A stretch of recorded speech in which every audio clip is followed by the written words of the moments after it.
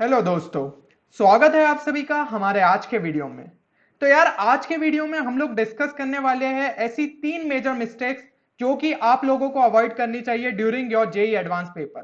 क्योंकि अगर आप लोग यार ये गलतियां अपने पेपर में करते हैं तो आप अपनी रैंक को कई गुना गिरा सकते हैं। इसलिए यार इन चीजों का आप लोगों को ध्यान रखना होगा।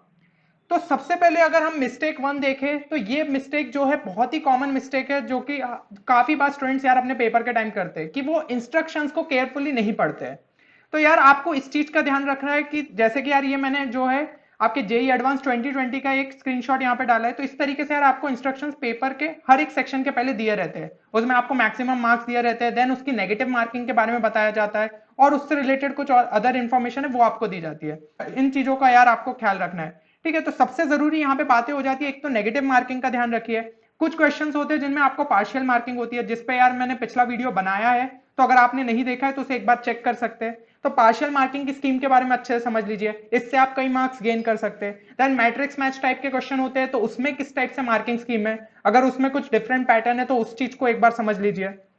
साथ ही साथ आपके न्यूमरिक टाइप जो क्वेश्चंस होते हैं तो उसमें स्पेशली ये चीज हमें समझनी रहती है कि हमें आंसर को किस तरीके से लिखना है, क्योंकि हर साल वो कुछ ना कुछ अलग चीज बोलते हैं। जैसे कि अगर आपका आंसर आ रहा है 5.6, तो वो जो है इंस्ट्रक्शन में ये चीज मेंशन कर देते हैं कि you need to write the answer up to 2 decimal places. तो आपको आंसर 5.6 भला ही एग्जैक्ट आ रहा हो, बट आपको आंसर वहां पे रिपोर्ट करना पड़ेगा एज 5.60।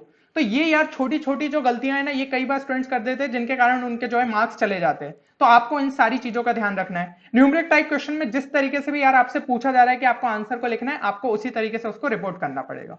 देन जो कॉमन मिस्टेक सेकंड है वो ये है कि हम लोग यार पेपर 1 को एनालाइज करना चालू कर देते हैं अपने ब्रेक के टाइम पे। तो आप ये चीज जानते हैं कि आपको बीच में 2.5 घंटे का ब्रेक मिलता है ड्यूरिंग जो आपका पेपर 1 और पेपर 2 के बीच में। तो इसमें क्या है यार, ये जो टाइम पीरियड रहता है ना, इसमें आप रिलैक्स करने की बजाय ये चीज सोचने लगते हैं कि यार मैंने बहुत ही कम क्वेश्चन अटेम्प्ट किए हैं, या फिर आपको ऐसा लगता है यार किसी क्वेश्चन को देखा तो आपको ये लगता है कि ये क्वेश्चन तो मुझसे बन जाता, ये कैसे छूट गया। ये सब चीजें जो है ना यार आपको एक नेगेटिव माइंडसेट बना देती है आपका, और जिसकी वजह से आप जो है अपना पेपर 2 में भी चीजें खराब कर सकते हैं। आप मतलब पेपर 2 में हो सकता है कि आप फिर से उठ के बहुत अच्छा कर सकते थे, बट यार जैसे ये नेगेटिविटी दिमाग में आने लगती है ना, आप अपने आप को पीछे ढकेलना शुरू कर देते हैं।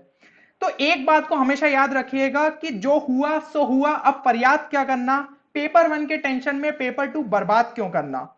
तो ये चीजों का यार आप लोगों को खास ख्याल रखना है अपने ब्रेक के टाइम पे। देन एक और चीज का यहां पे ध्यान रखिए कि आप लोगों को हैवी फूड जो है वो अवॉइड करना है इस ब्रेक के टाइम पे।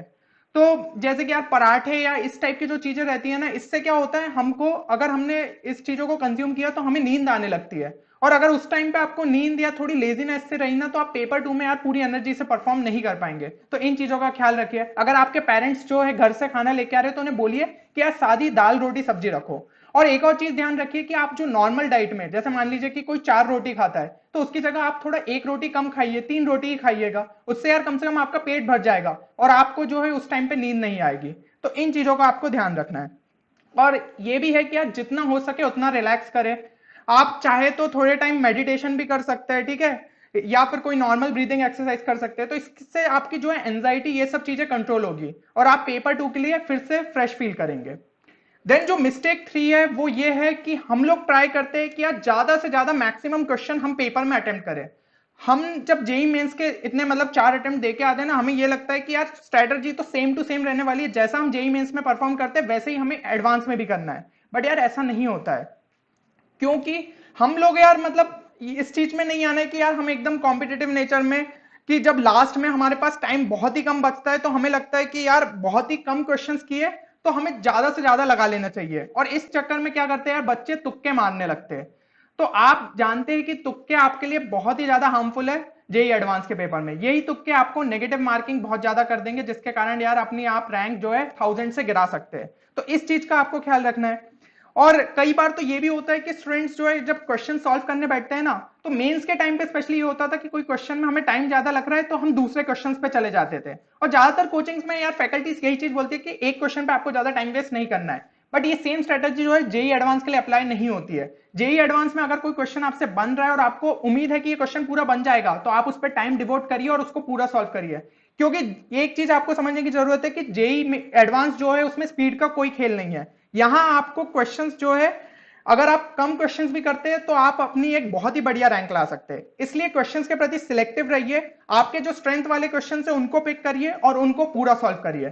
तो इससे क्या होगा यार, आप अपनी रैंक को बहुत ही अच्छी ला सकते हैं।